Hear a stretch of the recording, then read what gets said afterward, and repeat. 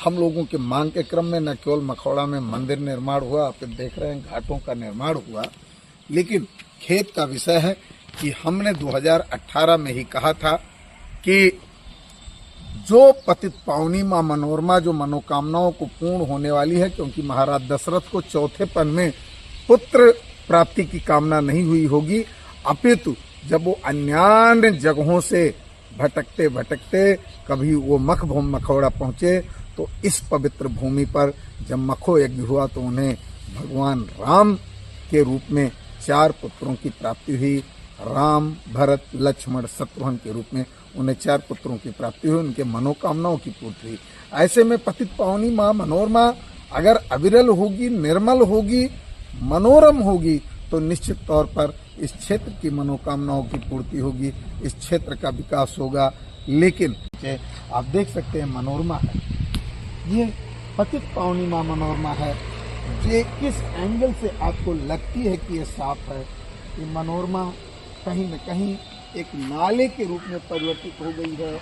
इसमें कैसे कोई व्यक्ति इस जल से पूजा पाठ करेगा, कैसे इसमें स्नान करेगा, आप देख सकते हैं। जबकि आपको हम दिखाते हैं मनोरमा के तट पे ऐसे चलते रहेंगे और हम आपको दिखाते हैं कि घाटों के निर्माण में तो काफी पैसा लगाया गया, लेकिन मनोरमा के विकास पर, मनोरमा की सफाई पर, मनोरमा के उत्थान पर कोई ध्यान नहीं दिया गया, जिसका परिणाम बदहाल मनोरमा आपको दिख रही है। कई बार इस पर आवाज उठाया गया, लेकिन कहीं न कहीं जिम्मेदार मनोरमा की सफाई को लेकर के शिथिल हैं। मैं आग्रह करूंगा देश के प्रधानमंत्री मोदी जी से, उत्तर प्रदेश के मुख्यमंत्री योगी जी से कि इस विषय पर ध्यान दें। एक तो ये अपने आप में पौराणिक नदी ही है, यूं भी भौगोलिक दृष्टि से भी, पर्यावरण की दृष्टि से भी जलाशयों का शुद्ध होना, जलाशयों का पवित्र होना, जलाशयों का मनोरम होना नितांत आवश्यक है।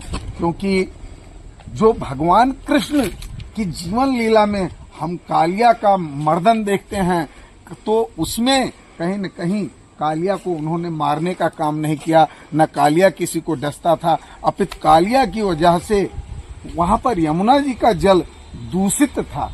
जल को शुद्ध करने के लिए भगवान कृष्ण ने कालिया को वहां से मार भगाने का काम किया था। आज ऐसी स्थिति में शासन सत्ता, अधिकारी, जनप्रतिनिधि सबकी जिम्मेदारी होती है कि इन जलाशयों को स्वच्छ बनाएं, स्वस्थ बनाएं, सुदृढ़ बनाएं। आप देखें कि यहाँ पर आकर के हमको कौन से विकास की अनुभूति होती है, वो भी घाटों के निर्माण में भी कहीं न कहीं ये धन का बंदर बांट दिखता है। आज से ही ये घाटों की सीढ़ियों का उखड़ना शुरू हो गया है। यहाँ की साफ सफाई बताती है कि घाट तो बन गए, लेकिन इनके साफ सफाई पर ध्यान नहीं दिया जा रहा है। आइए आपको दिखाते हैं मखौड़ा का प्राचीन मंदिर।